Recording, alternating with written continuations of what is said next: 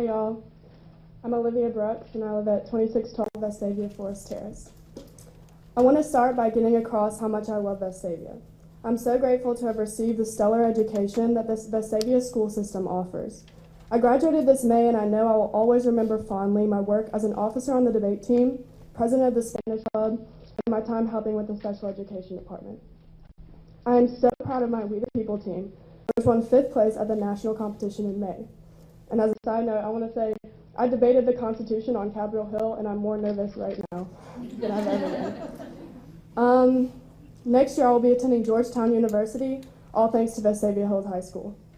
To me, this issue of changing the mascot isn't about being politically correct.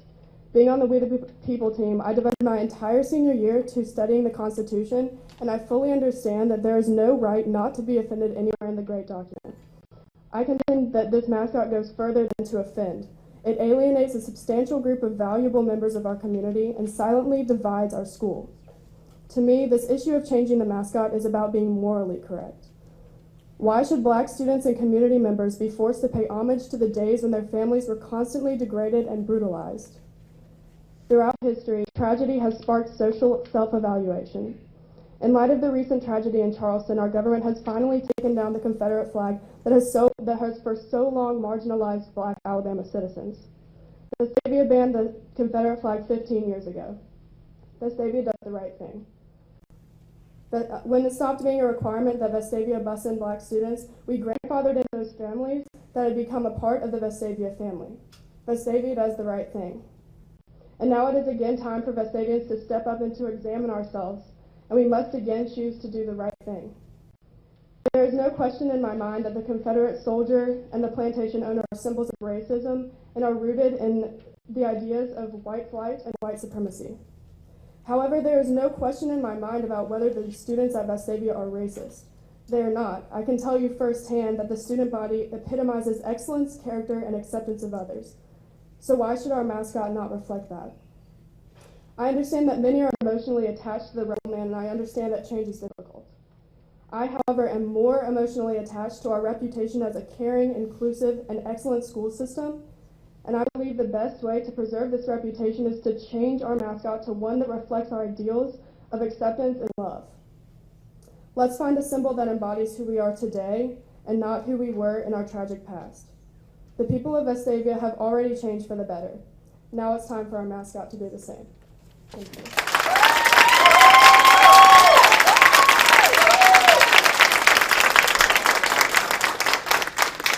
I'm Palmer Mordecai at 2551 Ivy Glen Drive. I'd like to first say how proud I am to be a Vestavia Rebel. Being such a recent graduate gives my fellow graduates and I an advantage, because what goes on behind the doors of Vestavia is fresh on our minds and especially close to our hearts at this special time in our lives. I cannot be more proud to call myself a Vestavia Rebel, and I have great confidence that the majority of my fellow graduates would say the same. I'm sure that you're all aware of the excellence and achievements that are produced every year at Vestavia, but the achievements are not just academic or sports related. The student body at Vestavia exudes character, and the level of acceptance of Vestavia is an achievement in itself. A huge amount of time is devoted to multiple philanthropy projects, which further exemplifies the spirit among the students and the faculty alike. I'm fortunate to have been able to be a part of many of these projects as the senior SGA's Boys Vice President, a member of the Leo Club, and a member of the Relay for Life Committee. Vestavia has countless accomplishments, raises hundreds of thousands of dollars a year for charity, and has, as I've seen myself, a high level of acceptance towards many diverse cultures and races. This should be our concern and our source of pride. We have no reason to be ashamed. History is in the past, and Vestavia learned a great deal from the past. Just because some moments of history were hurtful does not mean we have the right to erase them.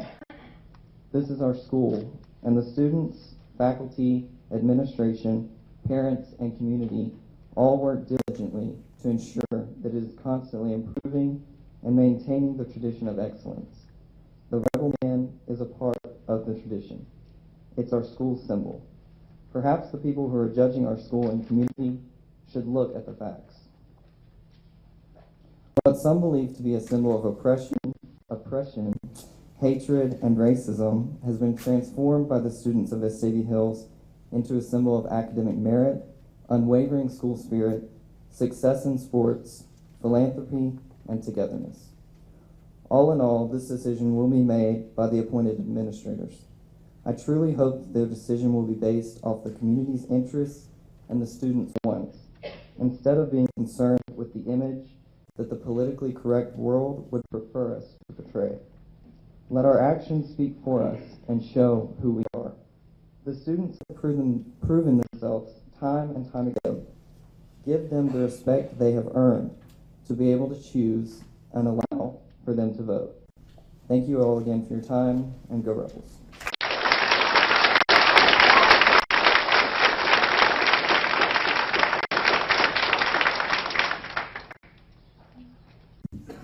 My name is Stone Brooks, and I live at 1229 Jason Drive, and I'm a senior at Vestavia Hills High School and am on the football team.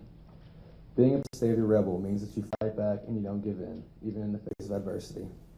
Coach Buddy Anderson has wired this attitude in everyone he has ever coached or come in contact with. Part of that attitude, which every Vestavia Rebel has, is that when we lose or get knocked down, we get back up stronger than we were before. As a team, we are one family with no regard to color or skill level.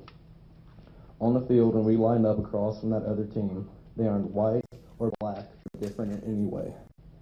They are simply the opponent which we as a team have worked so hard for 12 months to take on as a family, to defeat the opposition and defend the honor of our family on the field and in the stands. That's what being a Rebel is about. It's more than a name. It describes a way of life. It describes our family. Give us the respect to decide for ourselves who we want to be.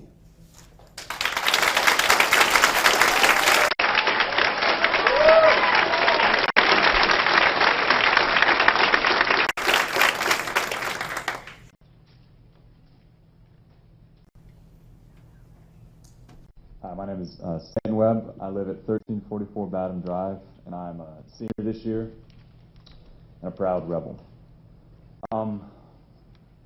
The word rebel, simply put, is one who rises up against oppression.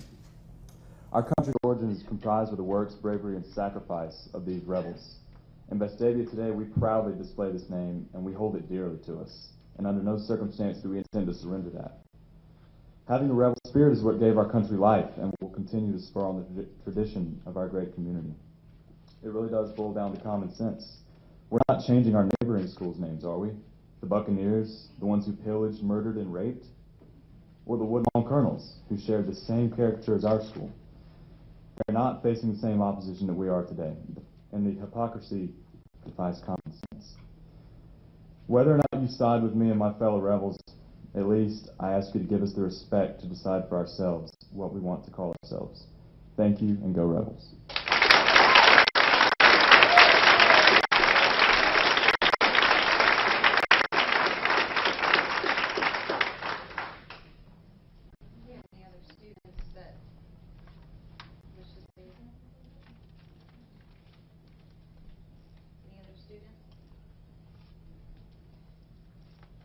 Open it up to alumni, citizens of our community, and parents of our community.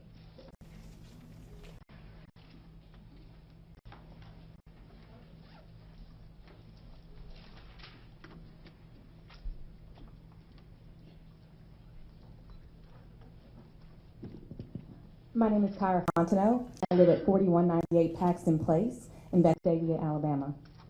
I am a proud Vestavian, and I'm a proud mom, and I'm a proud attorney. And I'm here to voice their concerns for themselves. And I believe that Vestavia and all of these students here are actually embodying the things that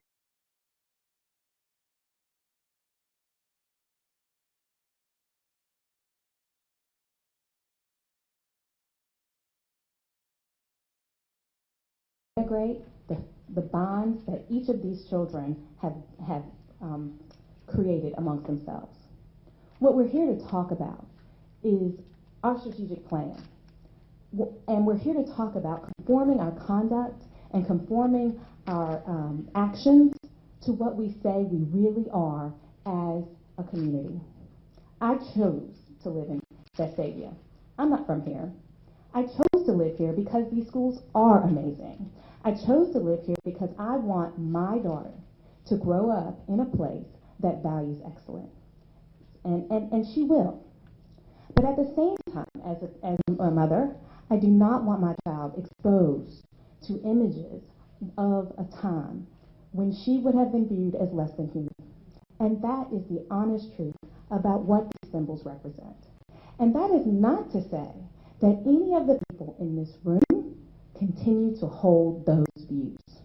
What it means is that we need to display images that comport with the neighborly emotions that we have for each of our neighbors. I believe that everyone in this room wants what's best for children. And I believe that y'all want what's best for my child. And my child needs to walk into a school every day and know that she is the same as everyone else. Not better, not worse. And when we say that we want to rebel against oppression, the oppression we want to rebel against is the tyranny of the majority. We can take votes all the time and say that more people want any view that we can come up with. But at the end of the day, what makes us great in this country is not that we have democracy, because we do not. We're in a republic. And we do not work on mob rule. And this group, I know, has been thrust into a hornet's nest. But as parents who support the change, it is not to put you guys on the spot, and it is certainly not to put these students on the spot. But it is to make very clear that all of the excellent things that we do should not be overshadowed by symbolism. Changing the mascot doesn't change the pride. Changing the mascot doesn't change the relationships.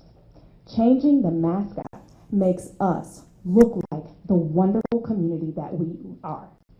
And that's why I'm asking each of you to hopefully make sure that when my little girl walks through those hallways, she can be appreciated and not be subjected to negative imagery.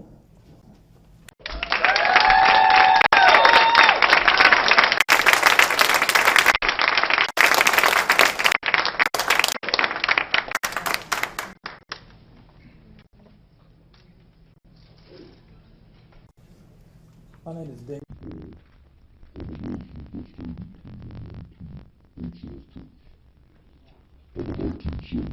Graduate of Vestavia High School. And I am in the opinion that we are part of the decision, part of the group that holds the majority decision, and that is that there is no change to the Vestavia name or mascot. The reason that we feel that way is because those symbols were chosen to reflect the rebellion of our student body. I know that to be true because in the 70s I was one of those that voted that way. It was a simple process. Each grade submitted a group of names for choices. Those names were narrowed down, and the student body voted not unanimously, but in a great majority, and chose the rebel name. At that time, our students were nothing more than excited about the prospects of our new school. And that it meant rebellion and rebellion only. And then sometimes later we expanded our symbols to include our mascot. Our mascot was chosen for the same reason, because it represented rebellion.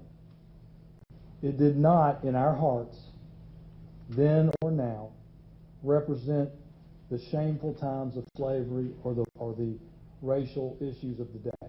It was simply the extension of who we were. In our minds, we were rebelling from Hoover. We didn't want to be a Buccaneer. And we were excited about it. That was where our symbols came from. And I believe as important as the origin of our symbols are, I think the most compelling reason for no change would be the 45-year history of no problems. You heard it from the kids today. Well, not only was it the kids today, it's never been there. There are no gang wars or no gangs, there's no riots. We don't even have any graffiti to suggest that somebody's really objecting to our symbols. It's just not there. So, what are we here for? We're here, we believe, because a small group has decided to perceive our symbols differently than the way we created and celebrated them. It's just that simple. It's the reality of how we've done it versus the perception of a few. Does that mean they're wrong? You know, I heard Olivia, and I'm proud to say she's an alumni. I think she's a credit to all of us. I disagree with her. I don't resent her. I certainly don't hate her. I would ask that those that don't share in our belief don't resent us, because we never celebrated those symbols in the way that you find it offensive. So, where do we go from here? I think you've heard a lot of kids ask you. Let them decide. What's wrong with the democratic process? If the board has to do something, and we're of the belief they shouldn't, but if you do feel like you have to do something, we urge you to make it a democratic process. You know, there's a lot of passion on both sides, but the only time in the discussions I've had that it's bordered anger, it's on the idea that the voices of the many won't.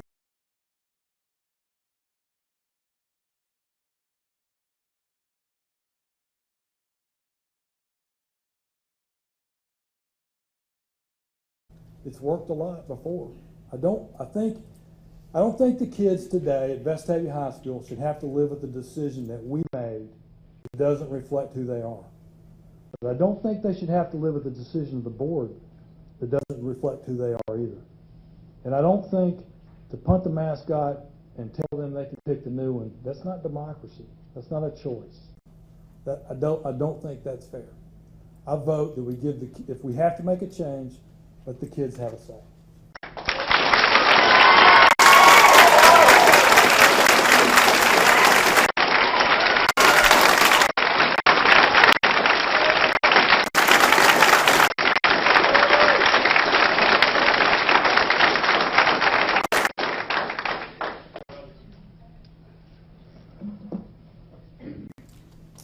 My name is Danae Porter Kirkpatrick, and I live at 54 Swiss Lane. And I have spoken before many more people than this, and I'm a nervous wreck, so I apologize for my stuttering if I do. I'm also a proud graduate of Vestavia Hills High School. I graduated in 1981, which there's some other graduates in here. I believe we were the first ones to win a state football championship. I believe we were the first year to beat Barry in football, which was a pretty big deal. I have three brothers who also graduated from Vestavia, and my father, Mr. Boone may remember, is past president of the Board of Education here. I've lived in Vestavia, my family's lived in Vestavia off and on since 1970. I think it is a great school system. I plan on moving back into Vestavia next year so that my son can attend Vestavia Hills High School. But I have to tell you that it's very difficult for me to explain to my son, who I have raised to not be discriminatory to others who don't look like him, who has been raised in multi-ethnic, multicultural schools, why I want to send him to a school that has a Confederate mascot. Now, we can say all we want to that, oh no, we've changed it. It's no longer a Confederate mascot. And even if it is, that's not what we meant when we chose that symbol in 1971. And I believe that's true. I don't believe that any graduate or any present student feels that the mascot is racist. But the truth of the matter is that those outside of our school do. And while you may say that it doesn't matter what others perceive, I disagree. I work in a multi-ethnic, multicultural community. I speak all over the nation. I work with people from all over the world. I have to constantly explain that I'm not a racist from over the mountain. That I'm not a racist because my high school flew the rebel flag. And I have looked at people across the table who tell me that they are afraid because they know that the rebel flag and the name rebels have been misused, I agree, by people who are out to hurt them. I think it's time, Board of Education members, President, I think it's past time for us to divest ourselves of all symbols that are racist. And until we do divest ourselves of these symbols, we're going to keep having these meetings. And quite frankly, this isn't what I want on the news when I think of my high school and the city I grew up in. I want them to know that when my brother was in high school, I want them to know what his football team did when they didn't have very many players at all. I want them to know that when my other brother was in high school, he was a nationally ranked debater. Not a rebel debater, a debater from Vestavia Hills High School. And regardless of who our mascot is or what our name is, we are all going to be Vestavians. And that's what we should be proud of. Thank you.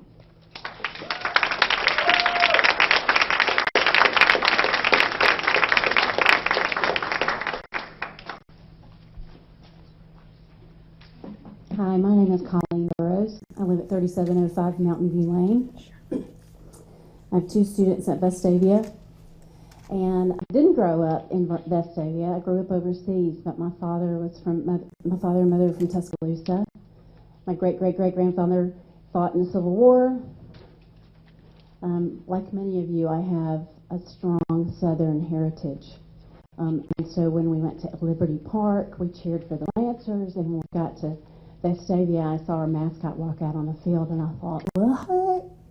Because I wasn't here in 1976, and I didn't know that fabulous story. It's hard to bring all that with us, and it's hard for me to understand how much you guys love each other. My students love Vestavia, and I do believe that we are a caring community. So I get heritage, and I get God and country, and I get wanting to be proud of being from Vestavia because I am. I get that the Vestavia bells are beautiful because they are. But they didn't grow the cotton. God did. And they didn't pick the cotton. And their mamas didn't wash the dress. There's 2 sides to the heritage. I believe that the battle flag and the Confederate soldiers protected us, and they were courageous. They loved home and honor. But they would have hated the cowardice acts of men in hoods and boys with bombs, and a child that perversely thinks that the people his ancestors dragged here are somehow taking over. Now, we may not think that it matters what other people think, but that's who people think we are outside of Alabama. And I actually do care that they not think that about me. There were children, if you hear nothing else from me, there were children from Vestavia High School that wanted to speak tonight, but their mamas wouldn't let them come for fear of retribution. Maybe that one, they're not here because they're afraid, and we don't know that because they're too afraid to speak. And so on behalf of that girl, I will say maybe she wanted us to know that her heritage is about rape, forced labor, and the inability to be taught to read. Her heritage is a separate water fountain, segregated education, and an amusement park that her daddy was not allowed to take her to. So when she sees the symbol that she didn't know about in 1976, that's what other people see in the symbols. Our Southern heritage is paid for by both blood of soldiers and the blood of slaves, and it's polished up by the help in Mountain Brook and the Over the Mountain Country Clubs. It still means that one little girl is not free to speak tonight because she's too afraid to speak up. So I speak on behalf of her. If we choose to keep the rebel flag, I will still, the rebel mascot, I will still love this community because God calls us to do that. I am grateful for the high standards of education my children receive, but I hope we will remember that God and country puts God first, and that we do nothing out of selfish ambition or vain conceit. Rather, in humility, value others, than I would say minorities, above ourselves. Thank you.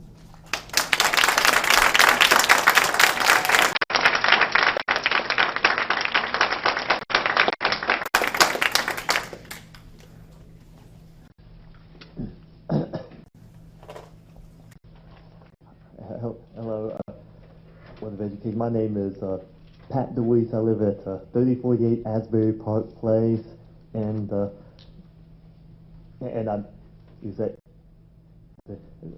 you say that I see no need to change the nickname Rebels. However, the mascot and logo, however, are a different matter. Let me explain. Rebels can mean anything. Those in the Confederate Army in the South were called rebels, but consider these examples. The movie Star Wars and some of its sequels are about a rebel alliance fighting an evil galactic empire. Any of the characters in that rebel alliance could have been called rebels. Another movie with as word rebel in its title is Rebel Without a Cause, about a teenage boy going through a normal rebellious phase and starting to adjust to a new community. I also recently learned that American Village, that the colonists who founded this country and who resisted the British Empire were called rebels by the British. The hippies from the late 60s and early 70s were often called cultural rebels. Rebellion can be a beautiful thing if it is properly channeled and done with a sincere purpose of improving the community. However, I can understand the need and the desire to get rid of Confederate symbolism in the mascot and logo. The logo for the high school was taken from the University of Mississippi, affectionately known as Ole Miss. It resembles a Southern plantation gentleman or Confederate officer and is called Colonel Rebel. One legend I've heard is that Colonel Rebel was modeled after a blind black man named Blind Jim, who often came to the Ole Miss campus. My parents went to Ole Miss. They took me to many of their football games when I was a teenager. Back then, Confederate flags were waved by football fans in the home stadium. By the fans, it was a common sight. The university leadership, however, was concerned that the Confederate flag was making it hard to recruit black players. They couldn't ban the use of Confederate flags by fans, but because of First Amendment concerns, but they were able to get around this constraint by banning flag sticks and in effect preventing the use of flags, including Confederate flags. More recently, the University of Mississippi retired Colonel Rebel and replaced him with a black bear. I think the University of Mississippi uses the nickname Rebels and uses the symbols of the Old South because Ole Miss and the town of Oxford, where the school is located, is one of the most southern places in the world, rich in antebellum Southern history. Such is not the case with Vestavia Hills, which was not founded until almost a century after the Civil War. This suburban city does not have a southern feel to it. Even Birmingham, the main city in our metro area, was not around during the Civil War. Neither the city of Vestavia Hills or many of its people have ties to the old Confederacy, and most Vestavia residents and high school students certainly do not agree with the Confederate cause. Thus, Confederate mascots and logos are even less appropriate for Vestavia High than they are for Ole Miss. If a place like Ole Miss, which is rich in Southern heritage, can move beyond Confederate symbols, so can Vestavia Hills. The Colonel Rebel mascot and logo is an old man with a cane, which implies feebleness. It is certainly not intimidating to imposing teams, which I assume is the purpose of any sports nickname, mascot, or logo. For these reasons, a redesign of the mascot and logo is very much overdue.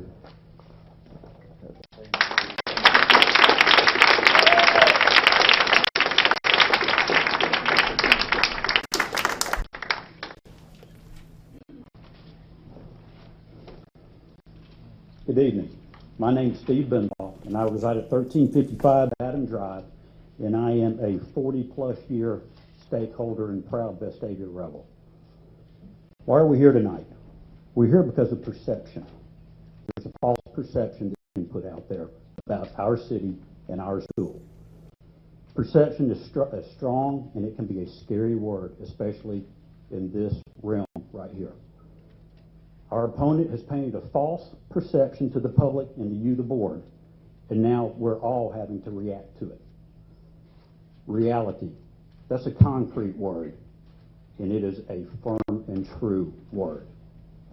There's two big differences right there. I've just heard we're backwards people here in the state of Alabama. That's what I heard. We're so backwards, we're the fourth leading exporter here in the state of Alabama for the entire United States. In Jefferson County alone, last year, $189 million was brought in here by foreign countries that have companies here in Jefferson County. That's over 100 foreign companies in Jefferson County alone, many of which reside here in Vestavia Hills. Closer at home here, Vestavia, our home. They want you to believe that the perception is that we've attached a name and symbol of hate and oppression, and that others believe this to be true. That is far from the truth. They want you to believe that because of this false perception, Vestavia has a stigma. People don't want to be attached to us. People don't want to be a part of us. People are willing to leave because of a false perception. Year to date, revenues in our city have exceeded 2014 by $930,000. That's almost $1 million year to date. Ad valorem and property tax, which we need for our school system, our children, and our services, have exceeded by $236,000 year to date. We've got almost 1,000 members in our Chamber of Commerce. That is people who are either doing business in our city or want to do business in this city. Business licenses, they've exceeded 2014 by $290,000. Residential building permits in 2014 were an all-time high of 114 building permits. Commercial construction sits right now at over $20 million. By the end of this year alone, we will be over $100 million in construction. These are facts and figures from our own city. And our city leaders tell us over $100 million is good for the next few years to several years, straight from our city leaders. Liberty Park is getting ready to add a 700-acre development, people. That's 1,100 homes that they're getting ready to build. They're already pre-selling these, and they haven't turned one bucket of dirt yet. A developer wants to be part of Vestavia so much that he's donating more than half of his property, the old Altadena Country Club, to the city of Vestavia, so that he can become a part of our city and that he can build homes for more people who want to come to Vestavia. Jeff Downs, our city manager, in a recent newspaper article states, "We're in a position to grow like we've never grown before." These are all figures from our own city leaders. So the reality is, we're perceived pretty well as a city. People do want to come. To borrow a line from an old movie, if you build it, they will come. Through you, the board, previous boards, our city leaders, and all the hard work and all the great people of Vestavia, this is a place that people want to come. Don't take the false perception nobody wants to be here because of somebody on the sideline or a drawing or a name. Our schools, they want to tell you that our schools promote hate, exclusion, and outsiders aren't welcome, and people don't want to come to our schools or they'll leave because of a sideline character or a picture or a name. You guys know, you deal with it every day. Enrollment in Vestavia City schools that are an all-time high. We're literally bursting at the seams. You, the board, and previous boards have worked with the city leaders to try to keep this influx of people down so that we can keep the proper teacher-student ratio.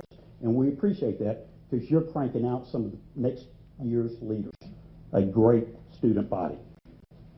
Mr. Miles, if he were here, he'd tell you we're the best middle school in America. We've all heard that. And we were and are the best middle school in America.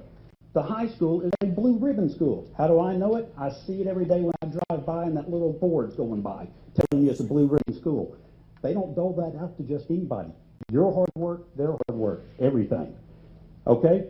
We've graduated a huge senior class this year. 88% of them are going to four-year colleges. 9% are going to two-year colleges. 15% will enroll in 44 different colleges in 21 states outside of Alabama. We've got 19 national merit finalists, and I can go on and on and on. Go to the board's website and look at the accomplishments of our student body and our students. Relay for Life. We raised over $264,000 to students and the community. 62% of our grads were offered $21 million to go to colleges. Did they care if you got a rebel in the name? No. That's $21 million being offered to our own people here. That's a strong statement right there. All right. What I would ask in closing is you see these kids, these students, this generation, they get it. They don't see color. There is no color to them. It's friends by name, their classmates, their family. My generation and older, we're the ones who put color on it. We don't need to impose that on this generation. At the end of the day, it's our school, it's their time, and it's their choice.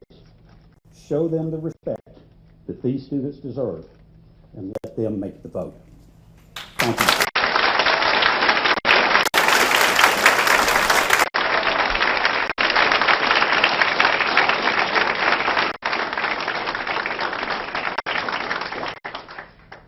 Good evening. I'm Lisa Borden. I live at 2708 Gatewood Circle. Lived there for 14 years. I have two daughters in high school. I love the schools. I'm very proud of the schools. And I accept absolutely that these students who have spoken tonight and the parents who support the Rebel mascot do so without intending it as a racial symbol, without intending to be racist. What I want to say to you tonight is that perception and history are important, and they persist. Even if we try to revise them or pretend that they don't exist, they are still there and they are still important. Not long after I graduated from college, I had the good fortune to work for a really great man. His name was Chuck Morgan. Some of you may have heard of him. He was a lawyer from Birmingham who, at the time I worked for him, was practicing in Washington, D.C. He was a brave man who was very true to his principles, for which he was run out of his town, Birmingham, not Vestavia Hills. After the 16th Street Baptist Church bombing, Chuck was courageous enough to speak out, not just against the violence and the hatred, and not just against the white supremacists who committed that bombing, but against the good white people of Birmingham who just sat silently by and allowed overt racism to take over the town. And ordinary folks, the well-to-do folks who considered themselves too classy, too well-educated to be part of the problem, they were a big part of the problem, and Chuck said so. And in response to that, he got death threats from his wife and his young children, and was forced to leave town. I have thought about Chuck an awful lot in the last couple of weeks, and I feel that I have let him down. Because, not that I'm not outspoken, I complained to Jamie Blair in 2007 when this board decided to get out from under that desegregation order.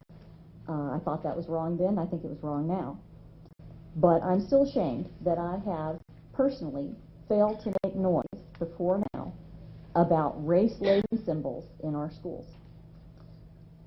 I'm ashamed that I was afraid to speak out because I worried that my daughters might suffer the consequences at school for an voiced opposition to the Rebel mascot. I'm ashamed that I actually even entertained the idea that retaining the Rebel name and just getting rid of the mascot might be a good compromise. It isn't. I'm ashamed that I was hesitant to speak at this meeting, and I felt Chuck's finger pointed at me. Because racism is not exclusively the province of redneck yahoos who spout white supremacy or use racial language or even secretly harbor racial feelings. Every one of us who accepts a culture of racial difference, a culture that celebrates the symbols of the Confederacy, even if we change their clothes, and symbols that were born in the culture of slave owning and Jim Crow and resistance to integration, are all guilty, and I count myself among those. The only thing we can do here to do what is right is to completely reject the lingering symbolism of racial difference. I don't think, again, that all the people who support the rebels are racists or that they hold those beliefs, but those who argue that the rebel man is not a Confederate symbol are just wrong. It's not just a cute cartoon.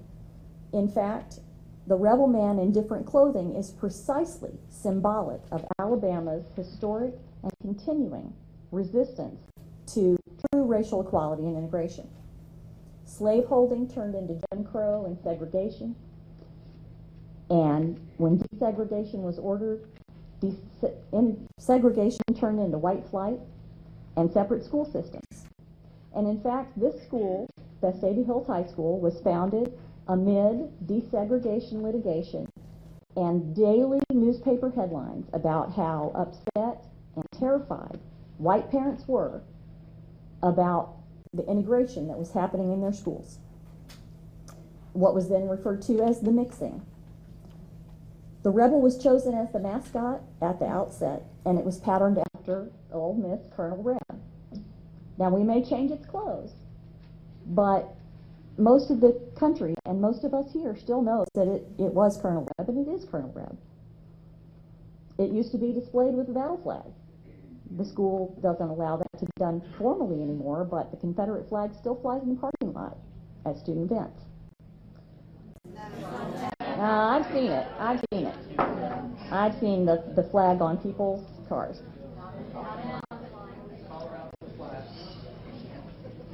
So that is the history. That is the history, even if we pretend otherwise. A wolf in sheep's clothing remains a wolf, but it's more insidious. If we don't reject the culture of racial difference in every form, we perpetuate it. So what is retaining Colonel Reb as our mascot teaching our children? Is it teaching them about what's in our strategic plan and the mission statement of the school, about acceptance and tolerance and diversity, and going out into the world to lead it? Or is it teaching our children that having what we want trumps everything, regardless of who else it might hurt? Or that we can cut out the ugly parts of history and ignore them and just continue to honor something that really is not very honorable? Thank you.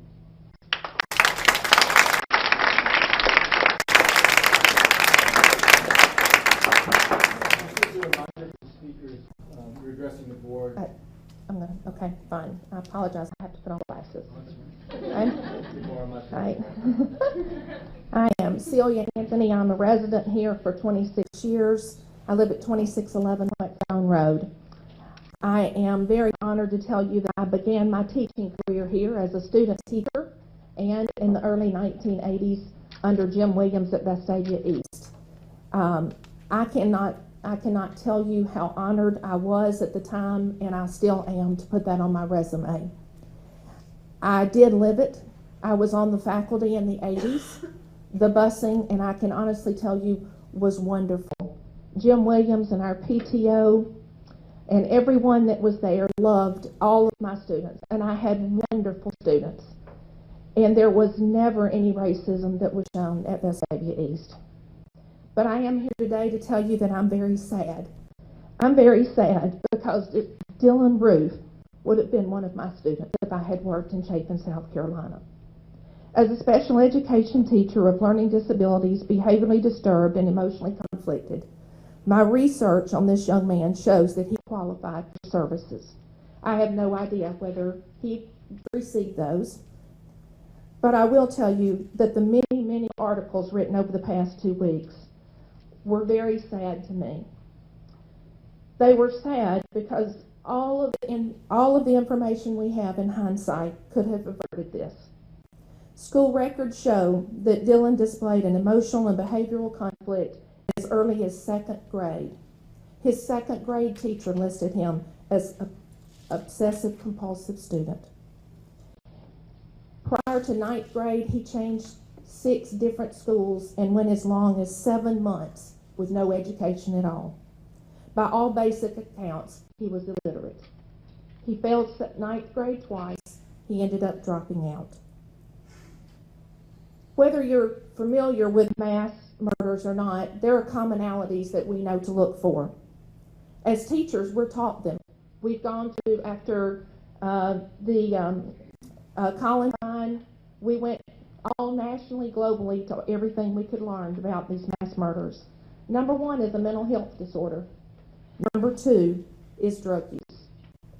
The other 3 are ability to acquire guns legally, isolation, attraction to violent video games, delusions of grandeur, and inability beyond his inability to get over disappointment. I'm sad to say Dylan Ruth had all of these. They're all totally documented. Documents show he was arrested prior to this. He made threats on the College of Charleston and at a local mall. We now know that this was a significant issue in this young man's life. Tonight, I request that we focus on why we're really here. We're really here because there are Dylan Ruths walking in our schools right now. All of you students have Facebook.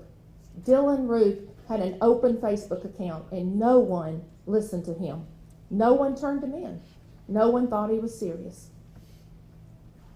Can we focus on identification, education, and treatment of these youth? Neither our mascot nor a flag caused Dylan Ruth for us to be here tonight, caused his actions. I think we all want so badly to point to one thing. And if we did this one thing, we're going to eliminate all the issues that we have focusing it. It ain't going to happen. As a parent and as a teacher, there's a quote that I would like to end in tonight. Prepare the child for the road, not the road for the child. Teach your children to handle adversity. Prepare them. Help them pack their bags. Do not eliminate problems. There will be new ones next week. It is not clear every obstacle in our child's path so that they can be happy now. Allow them to work through these obstacles. Allow them to build life coping skills. I read the strategic plan. I read that every person has value and every voice deserves to be heard. By bringing this up in July, every voice cannot be heard. Let our students speak. Let them solve the dilemmas. They have always made adjustments. In 2006, they made an adjustment when presented with it. Under your strategic plan, objective number 1, 100% of the students will possess confidence to lead positive change. Allow them to lead and allow them to change. This is not our decision.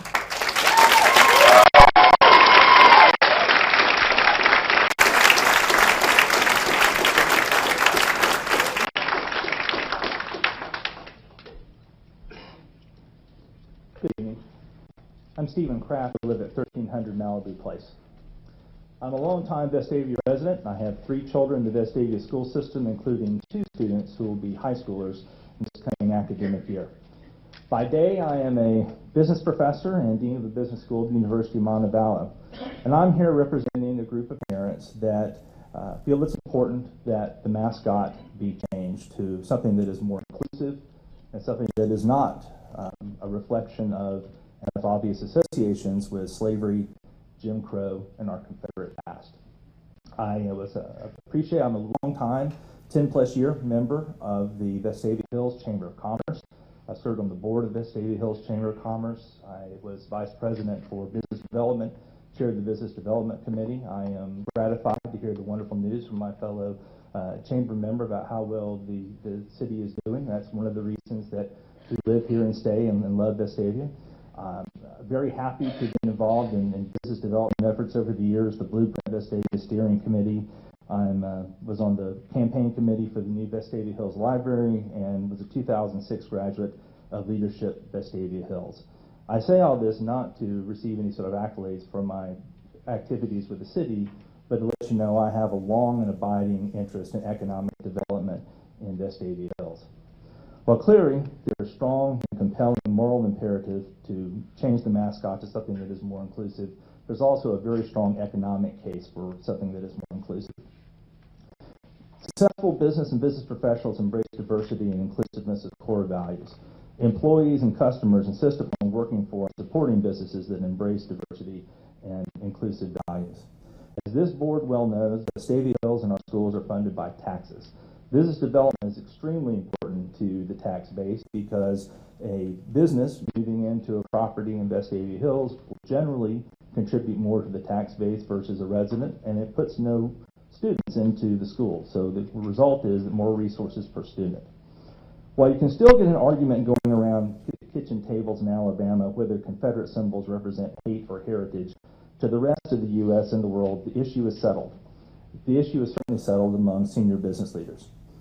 All you have to do is look at the current Birmingham Business Journal poll numbers suggesting that 60% of Birmingham's own business leaders find the display of the Confederate symbols hurts business in the region, and almost no one thinks that it helps. Our own governor, Robert Bentley, identified economic development as one of the reasons for removing Confederate symbols from the state capitol. Someone who's obviously very conservative and very pro-business. Major business organizations, such as our beloved NASCAR, and I know there are NASCAR fans in the room, Walmart, Sears, eBay, Amazon, are all proactively removing Confederate symbols and disassociating themselves from Confederate symbols, and we should do the same.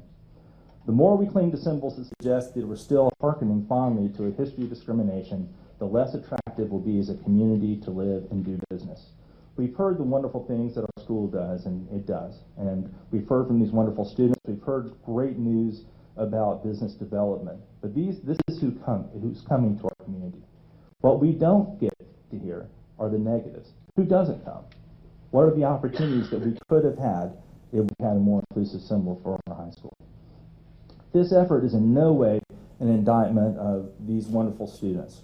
We've heard testimony tonight, and I've read numerous blog statements from fine young people, including a number of African American graduates who dressed as the Rebel Man and had a great time. I never got to dress as a mascot, but it sounds like it'd be loads of fun. I suspect that dressing as an inclusive mascot would be just as much fun as dressing in one that fills up a room and is in need of this level of defense.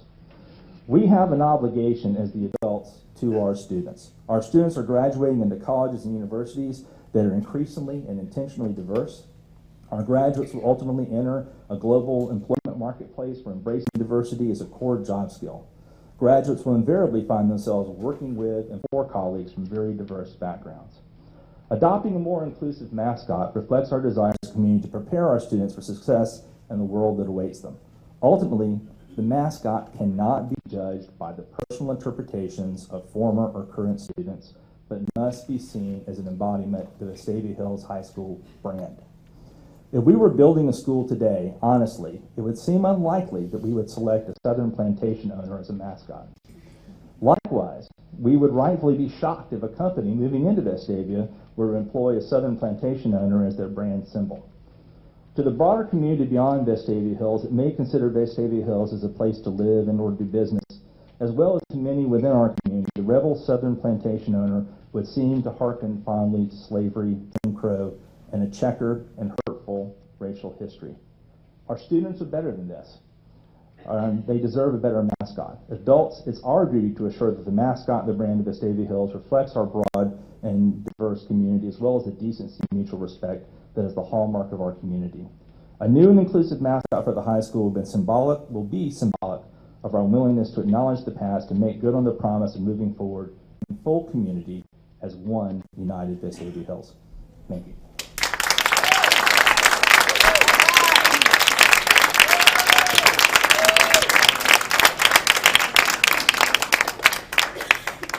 Hi, my name's Lance Webster. I live at 1286 Branchwater Lane. Fayette County High School class of 1977, just so everybody knows. Let me talk about the sordid and the mundane for a minute. What is this going to cost financially for us to do this? We're talking about all these changes that have to be made. I just made a quick list. You know, I had to talk to a couple people to find out. We're talking about cheerleader uniforms, tops and skirts separately, warm-up jackets, bodysuits, practice shirts, signs the cheerleaders use. And my understanding is there's 44 football cheerleaders, 19 basketball cheerleaders, and 30 diamond dogs. All right, we've got signage around the field. We've got promotional items that we sell, shirts, jackets, sweats, warm-ups, visors, caps, seat cushions, things like that. Uniforms, coaches' attire, and that doesn't include the big rebels in the end zone and the rebel man on the basketball court. Do we have a number of what we think it's going to cost financially to make the changes? I guess that's a rhetorical question. $108,000 for cheerleading, football only. No, I understand. It's just those what I said is going to be in excess of $200,000. I didn't know maybe the board had worked up an actual number that could share with us. You know, there's a rebel flag in this room. Y'all see it? It's right there in the corner. King George says, let's deliver those rebels sharp blow. This country was founded by rebels for rebels. Rebel doesn't have a negative connotation unless you're the one being subject to the rebellion. The young lady mentioned the fact that she was concerned about mob rule and the majority and the tyranny of the majority. Absolutely. And she's fighting against that. You know what that makes her? A rebel. I don't think anybody would mind if our mascot was a patriot. Because you know what a patriot is? A successful rebel. That's all.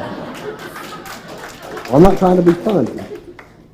All right, and I've heard a lot, well, it means this to those, it means this to those. The thing that I've always tried to follow is the way you deal with ignorance is education. You don't run from it, you don't hide it, you don't turn violent, you try to educate. That's all you can do. This has all been kind of an interesting experience for me.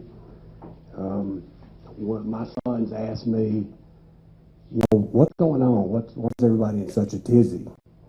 So I had to explain to them slavery, Civil War, Confederate flag, the Klan, Jim Crow, why some people are offended and some people are not.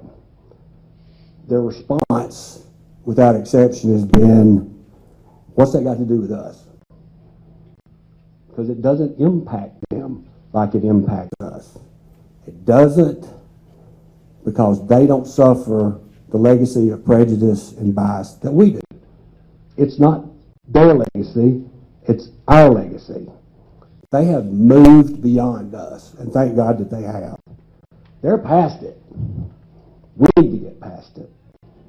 We need to get past it, and instead of forcing our prejudices on them. You know, frankly, I want to be more like them. I don't want them to be more like us. They're moving on. This is their school, and I would hope that we would have respect enough for them to let them decide who they want to be.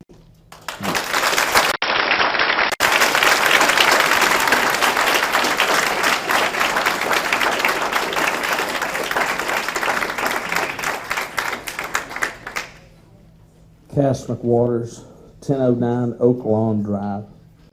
And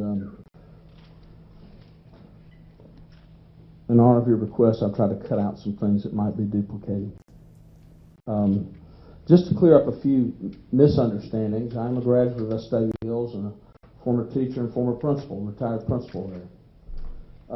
First of all, the Rebel Battle flag was never the official flag of the school system.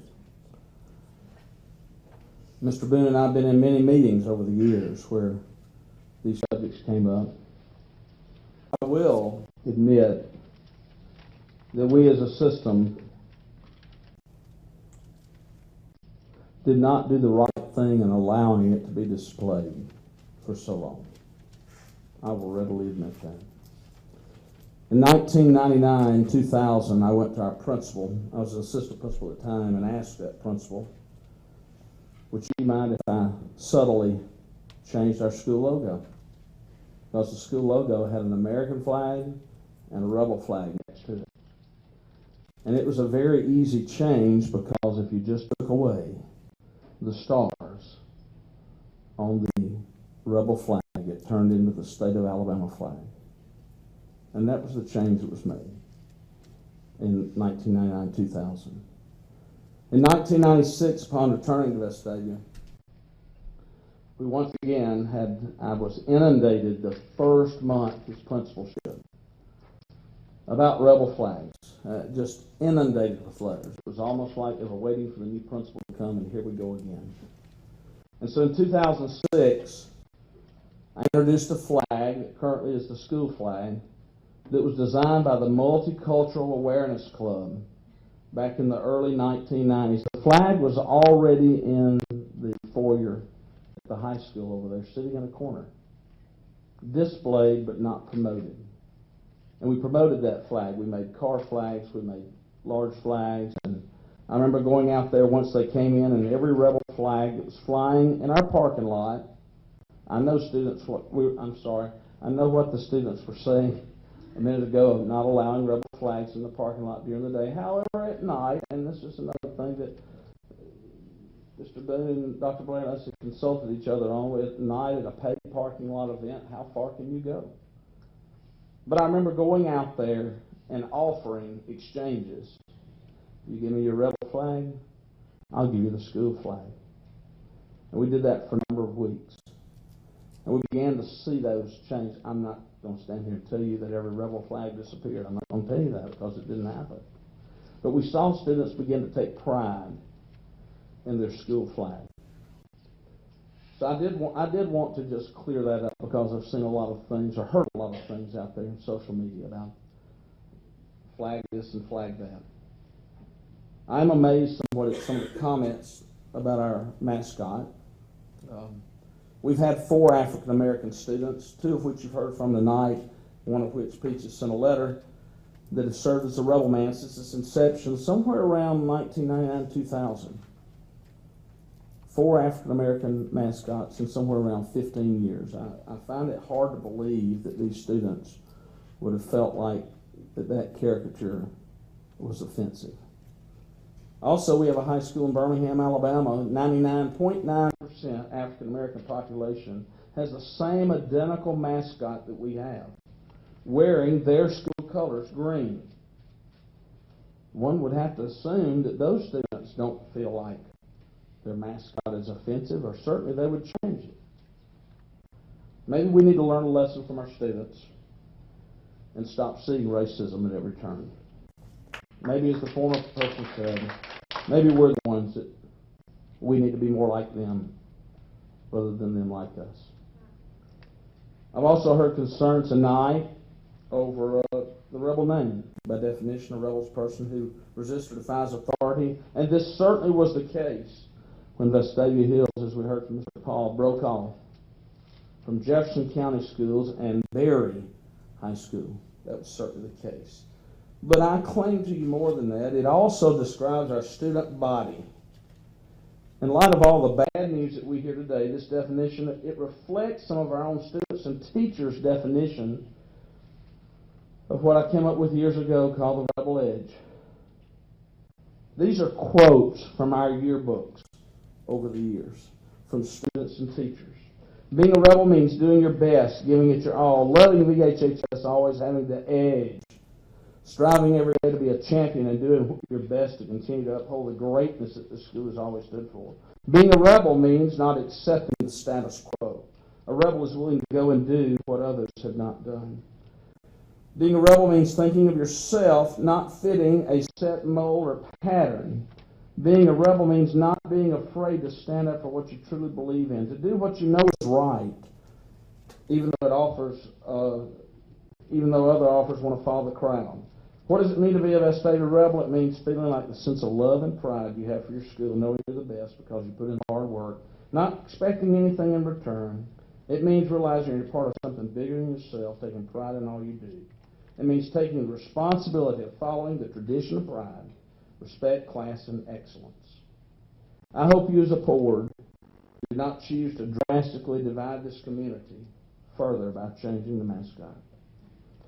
More importantly, I also hope you do not choose to destroy our students' sense of community by abandoning our name.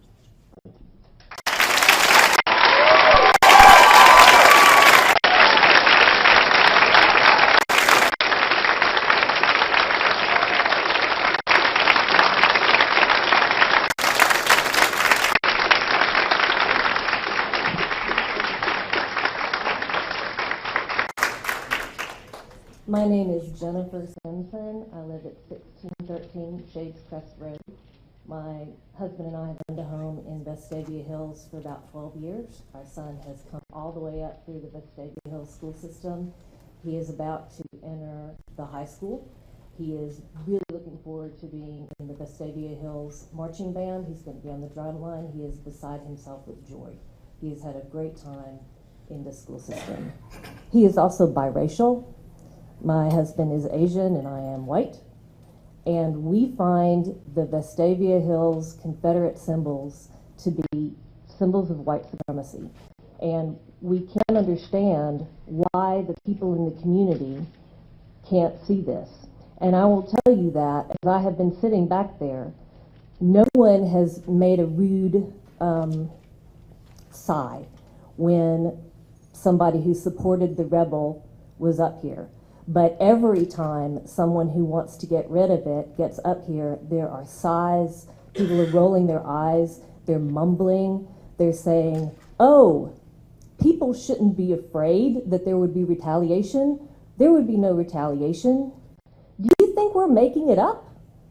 I think you think we're making it up. Let me tell you, if a minority gets up here and says that he or she has not experienced racism in Vestavia or at the high school, I find that credible. I do not think that white people should say there is no racism in Vestavia, there is no racism at the high school. Please never say that to a minority. I've been married to one for 15 years and I know what happens when you do that. I just want to refute a few things that Cass McWaters said so that I don't repeat other people.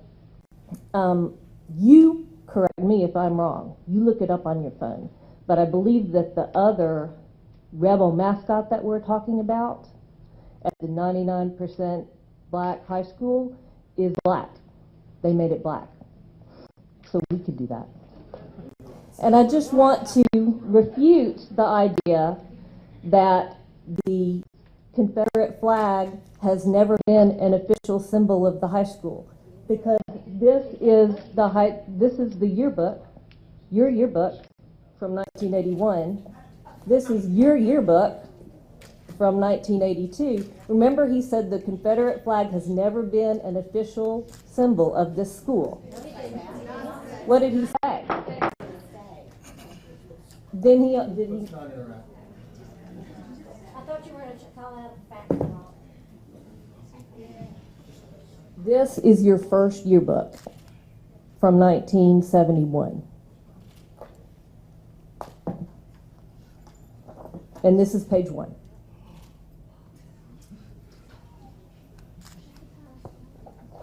Thank you.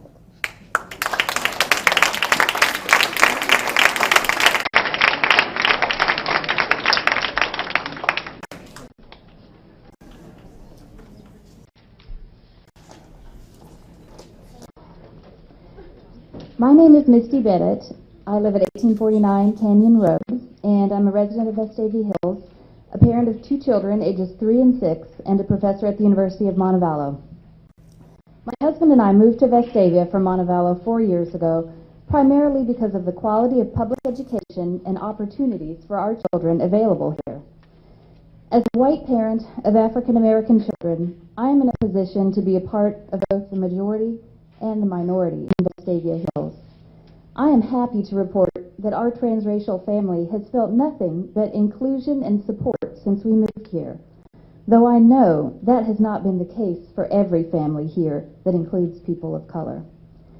Our desire is to have a mascot that reflects the respectful attitude of our community and represents who Vestavia is now. A mascot that I can proudly cheer for and support throughout my children's future careers at Vestavia Hills High School.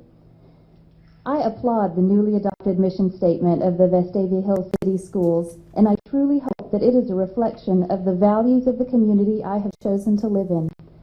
In order to create a culture of inclusivity and respect, as stated in the school's strategic plan, I feel strongly that the Rebel mascot must be changed to a more positive role model for our children. I am asking that the Board of Education reflect upon whether or not this mascot and the Rebel name are offensive to some citizens of their school district, and if the answer is yes, I believe there is only one ethical course of action. This is the moment to teach our children that the symbols of the past do not define their future, and to provide a practical application of the appreciation of diversity that is part of the mission statement of our city school system.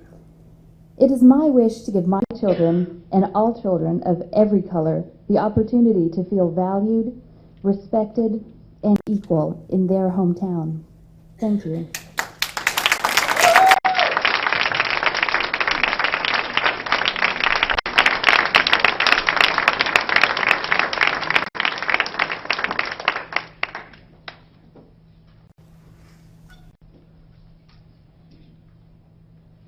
Board members. My name is Wendy Price. I live at 515 Alston Park Drive. My two children go to Vestavia. One's in the 7th grade in middle school at Liberty Park. The other is going into 4th grade. I lived through integration in the city of Birmingham. I attended Birmingham City Schools. I was born in 1962, so I was in about 3rd grade, and I do remember, and no, we do not want to make our past their future. I believe in these students. And I believe very strongly that they have a good mind and a good heart. And I believe they believe in their school. And that's why we moved to Vestavia. We believe in our schools.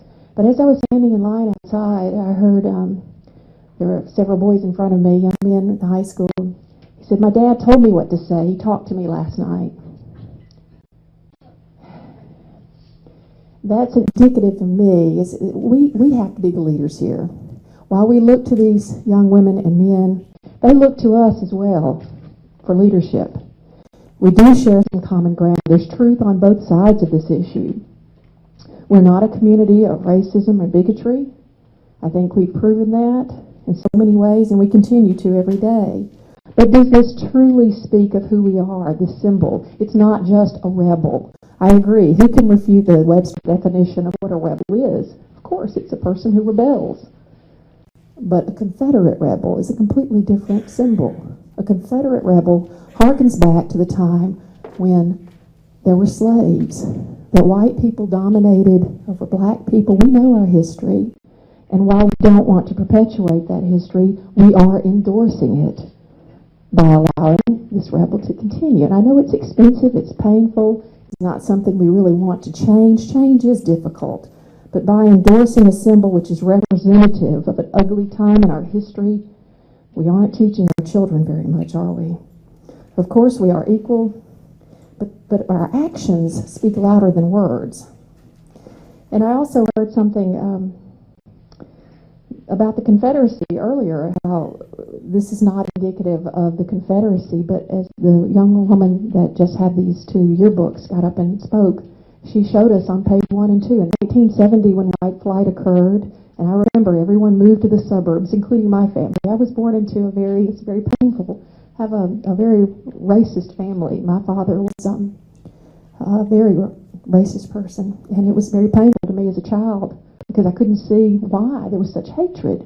So I'm so thankful to see these young women and men who've come together. But I do know that it does continue, and there's an underbelly of this conversation that we just can't allow anymore.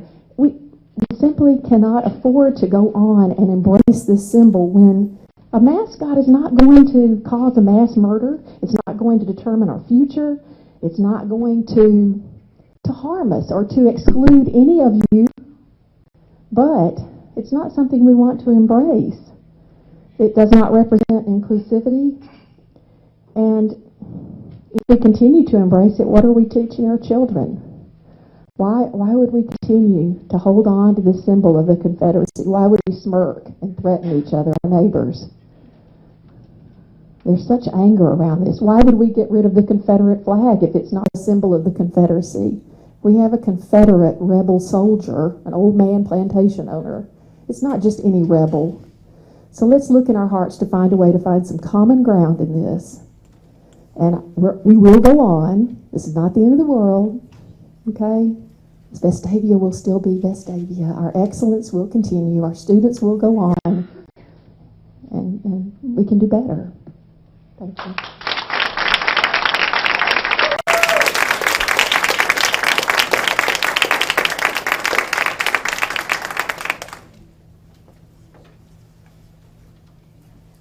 Just a reminder to address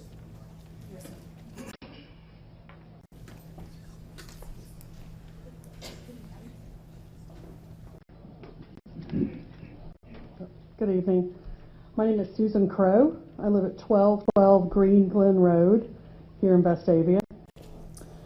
I'm a parent of 2 children in the Vestavia City Schools, and like Misty, who spoke just a few minutes ago, we also have a transracial family that was built through adoption.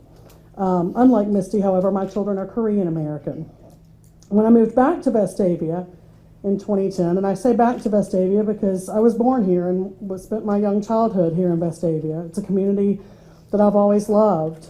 And when I came to move back to Vestavia, back to Birmingham rather, my primary objective in finding a home was the excellence of the school system. And none of us can argue that Vestavia is the best school system in our area. And we're all proud to be part of the school system. But because my children are of a minority race in Vestavia, I've really made it one of my goals to find ways for them to be viewed as insiders.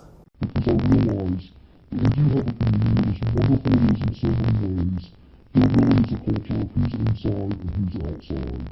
And I want my children to have every advantage I can possibly give them. I think all of us want that for our children.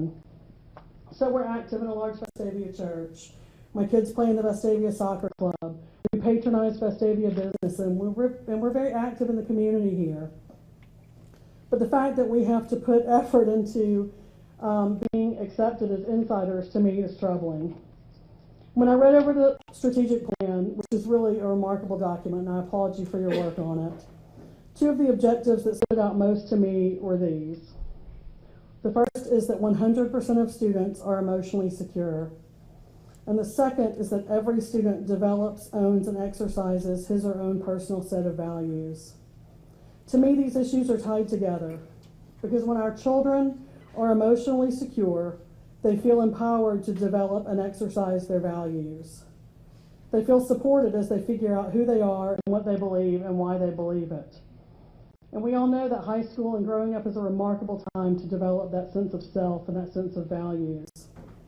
But I believe that a divisive mascot stands in the way of many of our children feeling emotionally secure. During the past couple of weeks, as a groundswell has been building around this issue with regard to the rebel name and mascot, I have heard from dozens of people, current students, alumni, and even adults who live in Vestavia, people who have communicated with me that they support a mascot change but are afraid of speaking out. They are afraid of being ostracized or of being targeted for retribution. And I know this issue has come up, but I want to give a couple of specific examples of things that have happened here in our community. One parent shared with me horror stories endured by her child who was adopted from Africa. On his first day of kindergarten, here at one of our own elementary schools, a classmate told him, "You stink with your brown skin." He went home in tears and asked his mom if she could please give him a really good bath so he wouldn't stink anymore.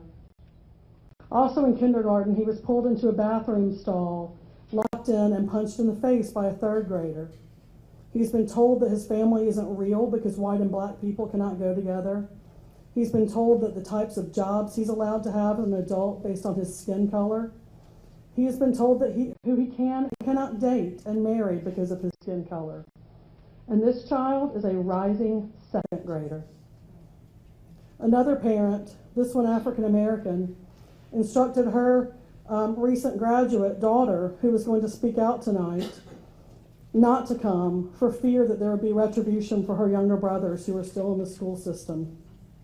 I know that there are folks here tonight who, on both sides of this issue, who are horrified by the thought that there would be retribution, but these are very real fears of people in our community. There's a lady standing outside tonight. Her name is Gajara Parkman. She wasn't able to get in, but she expressed to me, I have a copy of what she planned to say, and that her daughter and some of her friends, this is an African American family, have been targeted by teachers, coaches, other students, and parents in ways that are unacceptable. So I'm thrilled that many of the young folks here today, especially people of color, have not experienced this. And I pray that that is what would happen for all of the children in our community. My own child in first grade, as an Asian American, was told by a classmate that he couldn't come over to his house and play because he was black. I know that these are perhaps rogue incidences, but I believe that when we live in a community that, regardless of whether folks believe this is true or not, our symbolism reflects a racist past. And I don't believe that we can bring out the very best in our already excellent community when we have symbols that make some children in our community and some adults feel as though they are not entitled to the same experiences and the same rights that the rest of us have. So I also believe that this is a decision for the Board of Education. It is the high school of these students who are there now, but it's also my kids' high school. And it's going to be the high school for kids who come for years and years. And so I applaud you, Board, for taking this really challenging issue and giving it the thought that I know you will. And I hope that y'all will make the decision to move away from the rebel name and mascot.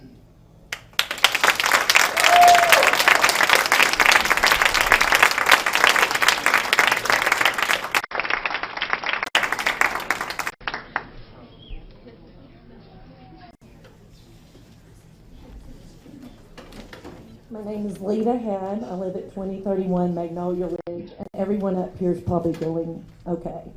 I know I really did not plan on speaking because I know, but I have a different perspective in that I'm a 1980 graduate of Woodlawn High School. I was a Woodlawn colonel. I was once a colonel. I'm always a colonel. When I moved here, I became a rebel. I'm once a rebel, always a rebel because I support my community and my team.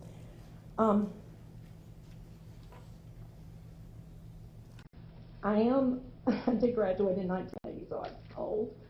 And I actually called one of my former principals today on the phone and asked him, said, you know, was I just oblivious to what was going on in our school during that time? I said, did any issue ever come up where anybody associated our colonel, our proud colonel, with any kind of racism, hatred, or anything in our school?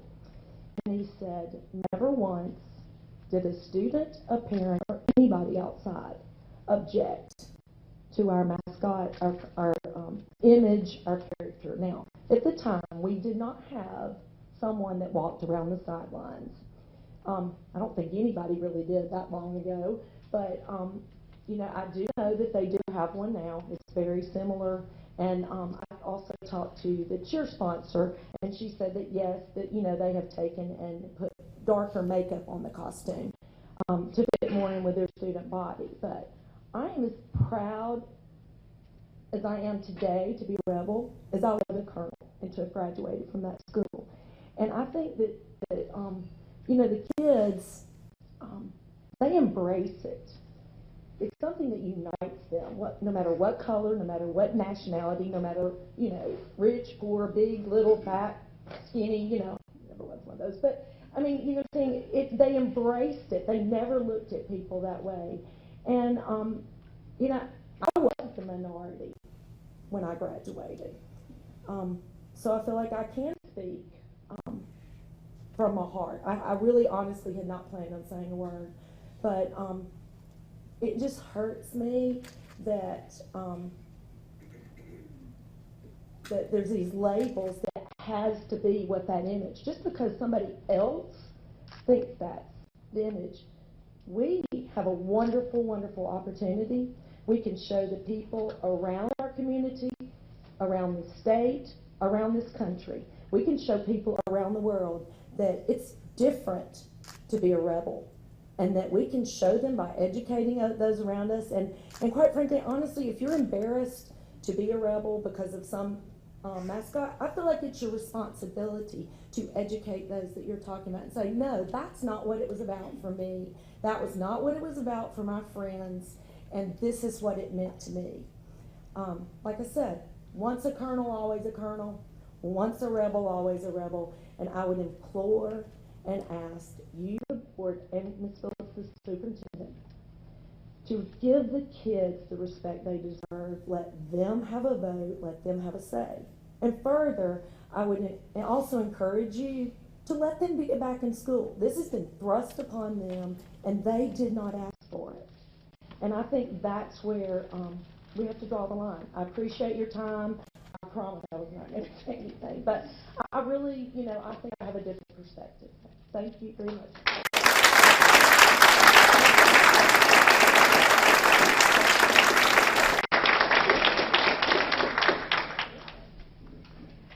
Hello, I'm Marcella Shepherd. I was not planning on speaking tonight. I have a real different twist than most. I live at 2509 Mountain Woods Drive. My mom and dad have lived here since 1952. My oldest brother and sister went to Berry High School. My older sister and I went to Vestavia. I'm class of 1984.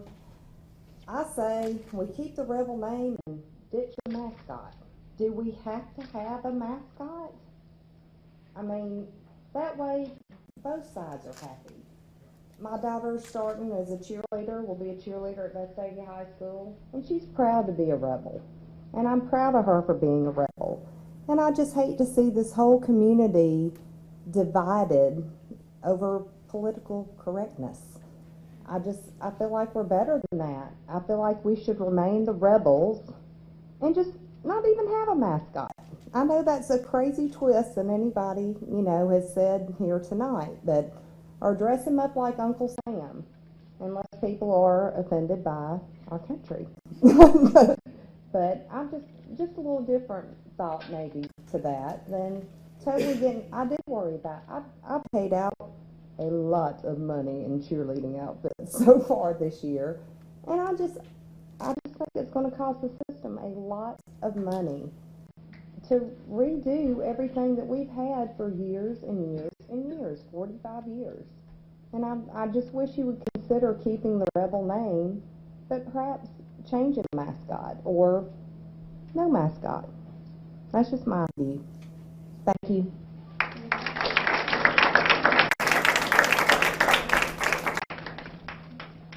My name is Marie Brzezinski, and I live on 2952 Danita Drive. I was also not planning on speaking either, so I'm a little nervous. But I live in Cava Heights, and my first grade year was when I went from being in Jefferson County City Schools to being part of Vestavia. And I remember people saying, "You're too poor to live in Vestavia. You're white trailer park trash. You do not need to be here." So I also understand what it's like to have negative comments against me and to kind of be on the minority side of things. That has since obviously gone, and no one really gets that anymore. But I would like to say that I think we should keep the mascot and keep the rebel, because it really does not reflect anything in the past. It reflects who we are as a school and who we are as a traditional school and with our traditions. I also like to say, what if we change the mascot? What if we change it and we get rid of it? Does that make everything go away?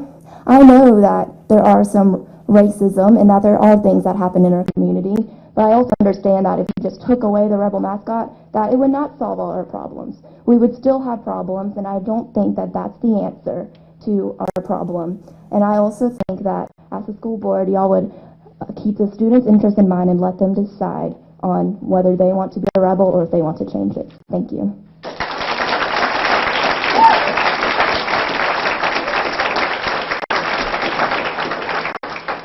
Hi, my name is Sherry D. Hall, and I live at 2970 Green Valley Road in Cahaba Heights. 8 years ago, my daughter was in private school. I had a choice to send her to a public school. I live in Alabaster.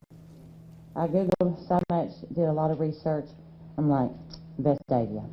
I didn't care about rebels. I didn't look at that. That was not an issue for me. The issue was low crime rate and a great education. So I made that move. Just in 1 week, we moved to Vestavia. That is a mistake I do not regret, nor will I ever regret it. Since we have been up here, I have never taught my daughter to look at anybody like there's color. And we treat everybody the same. In our church, we have black and white members. We don't see color. That is taught by people that shouldn't teach our kids. Don't do that because of their skin color. We don't see that. My daughter has had the pleasure of having friends from every race come spend the night. I've carpooled them. We've had the most fun. Never once did anyone say, well, it's that rebel mascot. If you want to stop the hate, you got to start with the racism.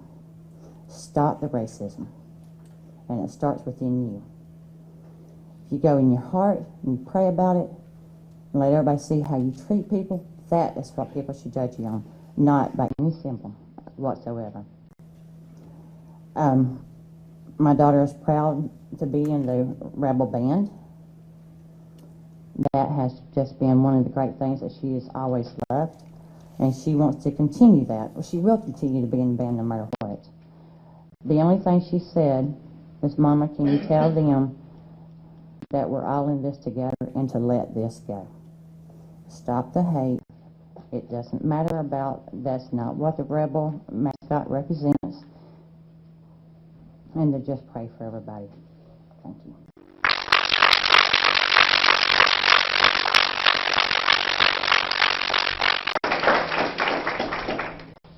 I'm extremely nervous because I don't speak in front of people and I get really emotional. But I have sat here and I've listened to some stuff tonight, and I'm a graduate from 1989. My name is Roy Lawrence. I live at 2252 Jacobs Road. I moved here when I was a year old. I have two brothers who graduated in the 70s. Again, I graduated in 89. I have two sons, one who graduated in 2011, one who graduated in 2014. Every one of us is proud to be a rebel. Every one of us has looked at the mascot. The discussion in my family, more than anything else, has talked about how the mascot looks more like a Colonel Sanders or more like Uncle Sam. The issue was brought up about Woodlawn and how they have changed the color of their mascot to black. What if they would have changed it to a more Asian color? They wouldn't do that because those students are in the minority at that school. Their mascot represents the majority of the students. You don't want to let anybody feel alienated, but we have a diverse community. You can't include everybody in one symbol. It would be great if we could have a symbol for every person out there. Multiple symbols. We do have multiple symbols. I hear a lot of talk about this mascot. There are two mascots. One mascot that is a drawn mascot that looks like Uncle Sam to me, looks like Colonel Sanders. The other is this mascot that is on the field. I actually Googled it to find the costume company that sold it. That is actually sold, and anybody can go look at it, as a Union/Confederate costume. Black and white, right there. Union/Confederate. We didn't buy it as a Union costume. We didn't buy it as a Confederate costume. We bought it because it matched something. I honestly don't know why we bought it, because it doesn't match anything I've ever seen at Vestavia. If you actually compare it to true costumes. The Union costume is blue. I'm not going to reiterate history class because everybody knows who wore blue. The symbol on our costume is crossed swords. That was actually worn by Union. The rebel soldiers wore rebel flags. Our mascot doesn't have that. He doesn't represent a Confederate general. I think that there are a lot of points that have been made that are very good on everything. I don't want to reiterate everybody's point. There is racism. I know that. There's hatred. There is bullying. There has been since I was there. There will be after I'm gone. But we need to focus on getting that issue taken care of, and removing this symbol is not going to do it. Adding new symbols is not going to do it. I think the students would be better served by us looking into ways that we could help, truly help them. Thank you.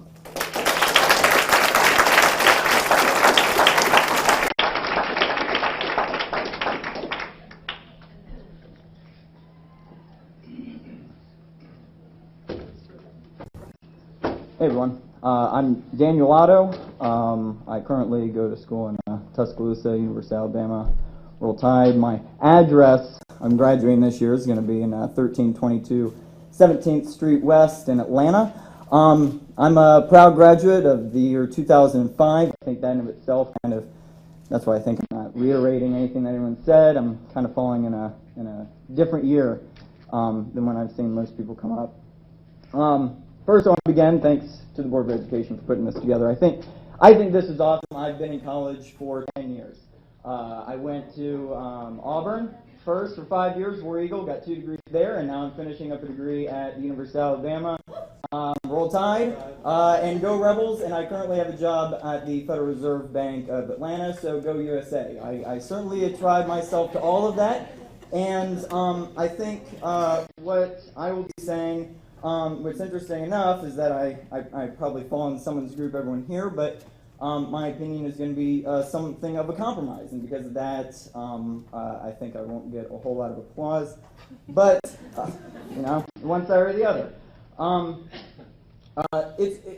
Honestly, it's truly great to see this many people come out and support Vestavia Hills High School. I think it's great, and I think this support right here, this room full of people, should be the forefront of the conversation itself. I look around this room and I've talked to people both in here and online. If you're in the alumni group, you might have seen my name pop up. I've certainly had lively conversations with many people. But I look around here and I don't think there's one person in here who's taking the time out of their lives to do what they believe would hurt the future of Vestavia. And I think we all need to remember that we're all here to promote it. And given this fact, I don't see any reason why there isn't some middle ground or some compromise between complete change and no change at all. As a matter of fact, I think that would be the most desirable solution. And I think this meeting tonight should serve as an inspiration to all of us for Vestavia to pursue a solution that is some middle ground. And quite honestly, my proposal, or what I believe should happen, is keep the name of Rebels. I like Rebels, go Rebels, right? I've talked to a lot of people who want to keep that. The mascot, can I see that some people could take it as a racial symbol? Yeah. Do I personally take it as a racial symbol? No, but I can certainly see it. I can empathize, I can understand, and I can understand all the points that everyone's brought up here. And I think that's what I kind of just want to say is that, yeah, I can see both sides, and I think there's a middle ground, and my proposal for it would be that if the board were to decide to change the mascot at all, that some suggested adjustments be made, or some suggestions be made, and then the students of the community decide to vote on it. And so there's some sort of a balance here. We want some small change. It's just the mascot. We're going to keep Rebels, but everyone gets to decide, everyone gets to vote, everyone gets to participate, and if we're going to redraw the caricature, have a competition where the students get to draw it and get the art team involved. Something where everyone kind of gets to come together, so now the new symbol is something that everyone created, everyone is behind, everyone endorsed, and not something that one side or the other won, right? Because I think that in of itself is going to be an issue that will continue throughout time. So there's my suggestion. I actually typed it up, and I will just hand it to y'all. And thank you very much. Go Rebels.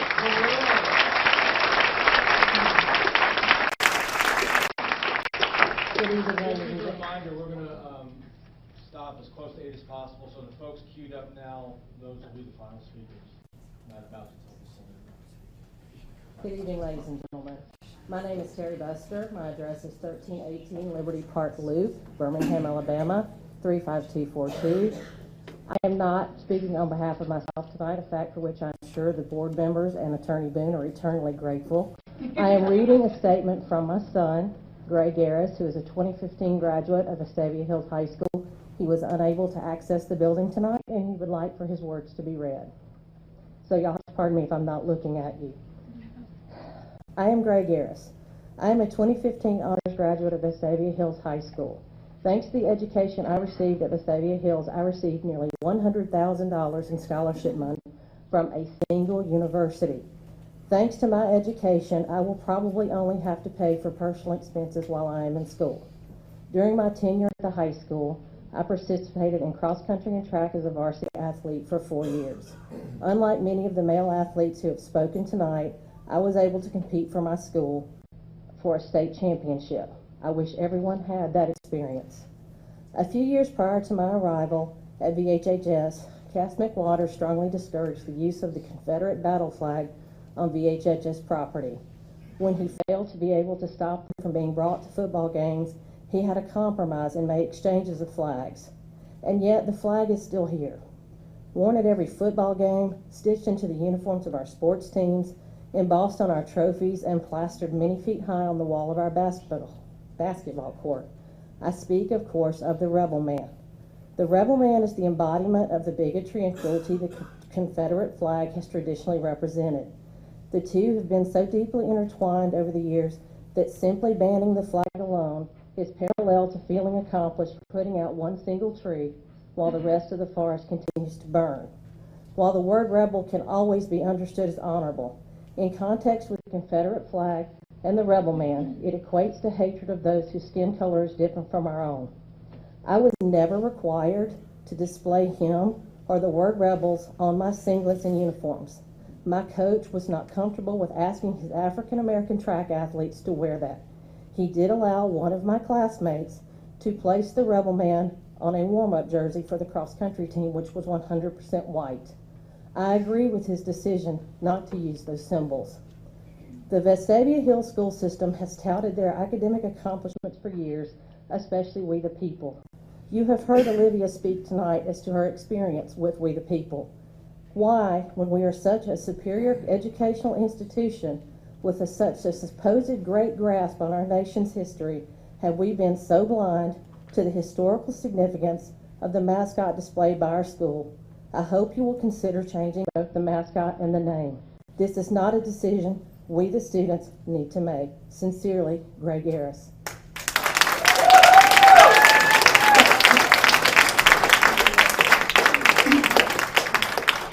Hello, my name is Snehal Khatri. I live at 526 Willow Oak Circle. I've been a Vestavia Hills resident for almost 17 years. I'm born and raised in Birmingham and attended the Birmingham Public Schools for all my life. I was not planning to speak as well, but I wanted to kind of rebut a few comments that were made and also kind of clarify a few things. I am a developmental behavioral pediatrician, and I really do take to heart some of the comments that have been made. And I absolutely understand the complexity and the issues regarding mental health and learning disorders and about Dylan Roof. I see this every day. I take care of children with very complicated mental health issues, and I absolutely understand that. And I do not want to belittle that at all. I will say that I do not think that has anything to do with some of the issues that we're talking about today. As the board mentioned today, that this has been an issue that has been brought up multiple times, and unfortunately this may have expedited some of this discussion, but I don't feel like that issue was what we're talking about today. My husband and I bought our house before we had children, and our decision to buy the house was because of the school system. And we, particularly myself, growing up in Birmingham, especially in the 70s and 80s, I was the only Indian person with my sister in the Birmingham schools that we attended. I was very fortunate to be in very diverse, not diverse, I will say integrated programs, and I had a great experience in the Birmingham public schools. And the friends that I made in those schools, I have continued to be great friends with even today. And I'm very fortunate for that. I will say that we were very fortunate for my children not to be the only Indian kids in the schools now. And it's really nice that I live in a very diverse community where we live right now. They are not the only Indian children in their schools, so they do not feel singled out. But we still are an ethnic minority in this, and I'm disheartened when I do hear so many people talk about them not having any, have not experienced racism, and it's very easy to say that when you're not the one who usually experiences it. And we see a lot of people who talk about not experiencing racism, and that's wonderful. But, when you are not a minority, you usually don't experience those things. So my children have had a lot of different minor things that they've had to deal with. And unfortunately, there have been experiences at the school system that they've had. My daughter is going to enter the high school, and my youngest daughter is going to enter Pizzets, and they've had minor things within the the middle school where teachers have said really not nice things to her, and making little comments that are not necessarily supposed to be. They're supposed to be jokes, and we're supposed to be like take things easy, and but those things add up, and little things add up, and when you use in your beautiful inclusive strategic plan where you're appreciating diversity and leading positive change as the mark of a thriving community as part of your plan, it hurts me when those little things all add up. And we talk a lot about symbols, and one thing that struck me is we talk so much and it doesn't offend you. Well, in context is key. And we talk about the flag being a rebel flag. Well, in context, that's key. In context, this is not a rebel flag. But in context, the Confederate flag, I think we have to put everything in context. The rebel name in context can be very offensive. In context, the American flag can be a rebellious symbol. So I think we have to keep everything in context. So rebel without a cause in context is not, that term rebel is not offensive to anybody, but the term rebel in context of a Southern gentleman / plantation owner can be very reminiscent of a very negative symbol. With one of the other speakers talking about whether it's a Confederate soldier versus a Union soldier, I don't think it matters. It is a Civil War soldier in context with a plantation owner / Southern gentleman with the symbol of the Civil War. Again, in context, it is a negative symbol, and it can represent us in a negative way to other people. So I just want to make sure that we understand our perceptions for each other is important, and I'm so glad that our students are so great and doing so well, and our city is thriving. We need to understand that we are part of a bigger picture and not just our bubble in this community. We have to look at how we are in the whole community at large. Thank you.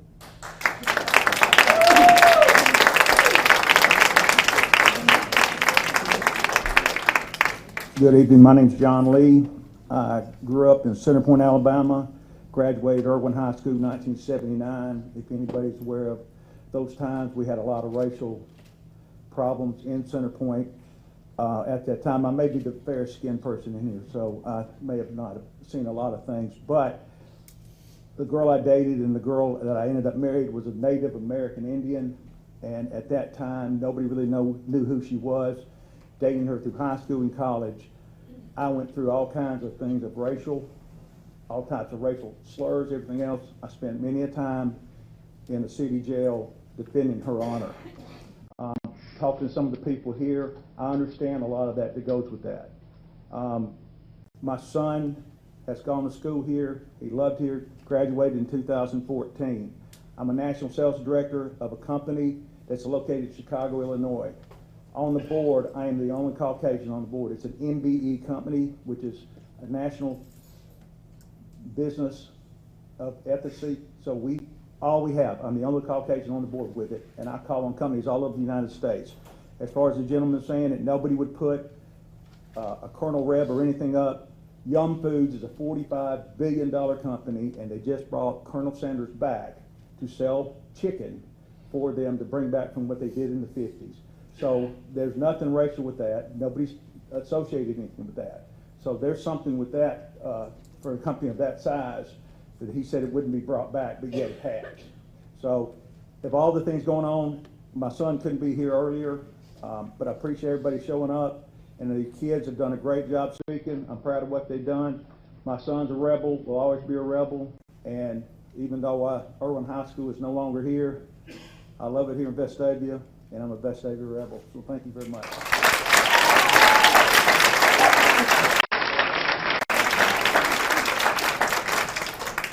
Thank you very much. My name is Jack A. Travenstead. I live at 2104 Country Ridge Lane in Vestavia, Alabama. I grew up, I'm a Jones Valley Brownie. Y'all have any idea what that is? I grew up on the western side of town, graduated from Jones Valley High School in 1965. That's over in the West End and Powderly and Midfield. I know a lot about racism. You know, I grew up with 3 doors from African American people, and today they're some of my best friends still today. I was very privileged to go to the University of Alabama. I've been very proud to live in this community since 1978. I was honored to serve on this Vestavia School Board from 1988 to 1993. I want to applaud these people up here. If you have to sit up here and listen, and to me, that's their job. I don't see anybody fretting or getting mad. I've been watching their reactions up here. They've had some pretty calm demeanor throughout this. I think we need to salute them. They've got a lot of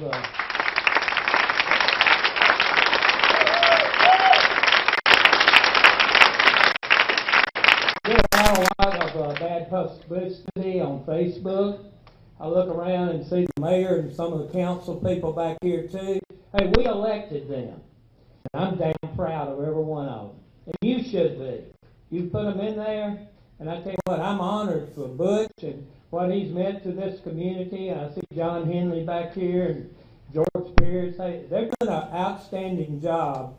If you look around, it's just look at Vestavia and how blessed we are up here. I'm going to go around to my facts here in a minute. But everybody in here that serves in this community, hey, it's not easy.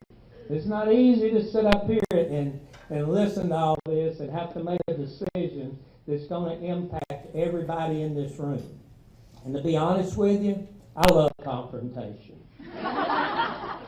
Really do. It doesn't bother me. I honor everybody in here, whether you're on one side or you're on the other side. You've had an opportunity to speak from your heart and your gut. And I don't believe most people in this, they are racist.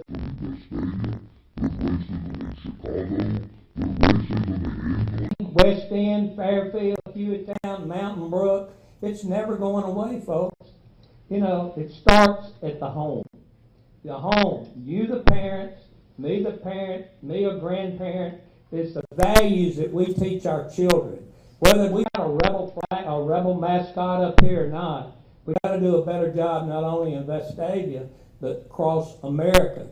We're never going to eliminate racism. Just look at what's going on all around. Flip on the news every night. And there's no positive journalism in America. All these cameras back here running right now, it's negative journalism, folks.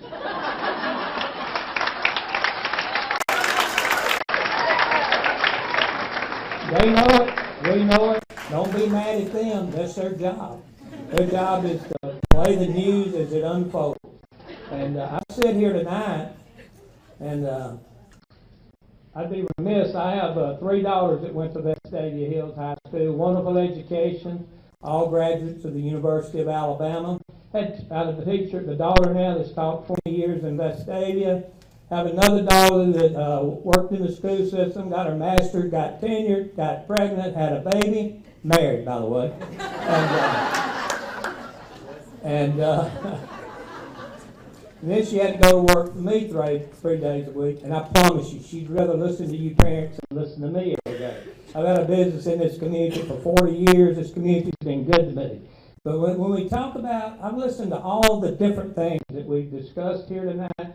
They're all legitimate things to point out. I'm not sure it's in this venue that we should do that. When I come to this meeting tonight, I was here to really see what the deal was about the rebel man. You know, it's been said the rebel man was elected by the students back in 1971, rebelling against Berry. I'm not going to go any further on that. But you know, the rebel man has stood tall since 1971.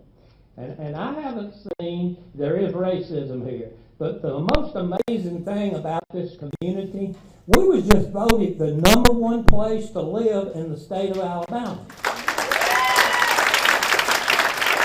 If you sit and listen tonight, man, hell, I want to move somewhere else. But I don't. I'm not going here because I believe in this community. These people, the mayor, we have the greatest faculty in America at this school, not only now, but ever since this school system. We've matured, and we have the most outstanding students. You see them coming back to live in this community. And being on the school board, I'm aware of the federal order we had when the school system was formed. And that was removed, I'm not sure the exact year, maybe 2005. You know, that didn't just go away.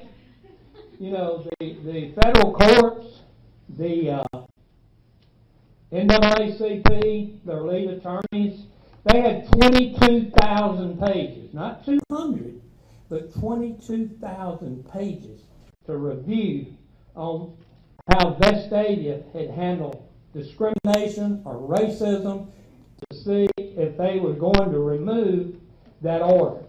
And after a long period of time, they got back with the Vestavia school system. And this is honorable for this entire community. Not only the school system, the people that live here, the mayor, the administrators of the schools, they applauded Vestavia. They said, hey, we did not find one thing in all of these 22,000 pages. We're going to release you from this order. And let me tell you what, if that's not doing what's right for 22 years, but that's the most remarkable thing that I think ever happened up here. We did what was right, and I tell you what, Vestavia continued to do what was right, because we basically said, all you kids that are coming here, hey, we love them kids, whether you're Asian, black, white, you know, we're here to provide a good education for them. And I'll finish up in about 1 minute, please. Good kids can still come here, they can still finish here, and we want them to be just a part and have a good feeling. And personally, I don't know if the students ought to vote. I don't care if you make Donald Duck the rebel man. But let me tell you what, the rebels is instilled in this community. It's a part of the tradition and pride of Vestavia Hills. And we're going to honor it. I'm going to honor it until you change it. And I'm hoping from the bottom of my heart you've listened to everybody. Be a decision that's going to be going to impact a lot of people. But I believe in the culture of rebels, and it's kind of like Buddy Anderson does say at every pet rally. Once a rebel, always a rebel. But what he really meant by that, not just connotation or dialogue with words, what he meant was we're going to be unified in this community. We're going to care about each other, we're going to love each other, and we're going to take care of each other. And we have done that since 1971, and I think we'll continue to